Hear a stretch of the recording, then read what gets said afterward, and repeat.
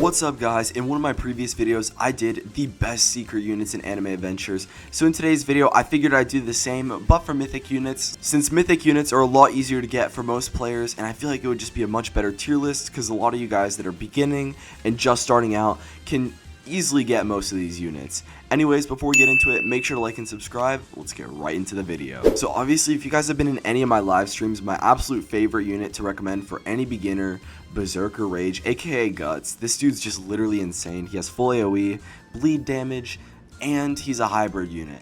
Not to mention, he's not even that hard to go ahead and evolve, and his damage is some of the best in the whole game, especially when you pair him with Lost Vein, or Mirror Blade now, I guess. But yeah, anyways, he's one of my favorite units to go ahead and talk about just because he's that good. Like, dude is literally insane no matter what way you put it, and when you get a good trade on him, like for example, Unique on mine, I can literally solo almost any stage just with him. He's that crazy. Alright, now a crazy unit for basically the totally opposite reason is Griffith. Now, while I said Guts is really good at damage, Griffith is insane at support. He can basically fill out any role in your team that you need him to, as long as you build your team correctly around him. If you bring like a split team, like split support and DPS, you can basically build Griffith either damage or support and have them fill whatever you need for that particular round. Like if you need more support and you need double damage on all your units, just go ahead and build him support. But if you want more DPS, you can build him DPS.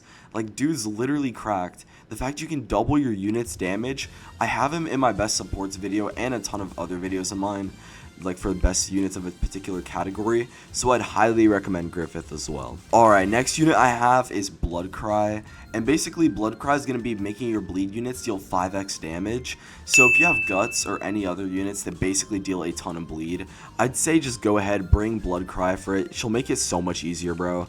Like, I still have yet to evolve mine, but as you guys can see, we are working extremely close to getting all the Sovereign Rings for it. So yeah, I definitely recommend you guys go ahead, caught Bloodcry, and go ahead and evolve her if you guys haven't already.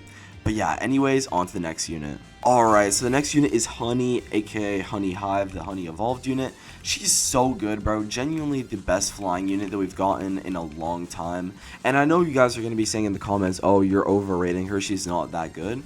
Hear me out, right? Most players say she's not good because she's a single target, and that's why she has such high DPS. She will literally multi-hit, lasting multi-hit enemies with her grenade ability every like 5 attacks.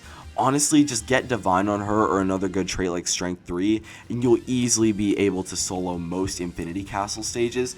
I think even unevolved, she can solo up to like floor 100, bro. It's genuinely insane. Alright, so the next guy I'm going to be asking you guys to go ahead and bring with you is Toad Sensei. This guy's a limited slow unit, and as I talked about in my slow units tier list, which I'll put down below, limited slow units go up a lot in value.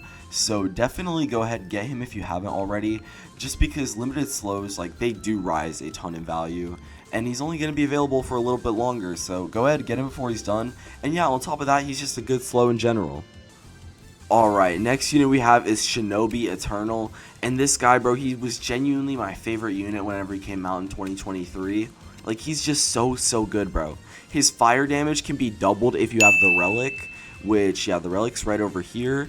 You can get the Infernal Gaze. As you guys can see, I have it right here.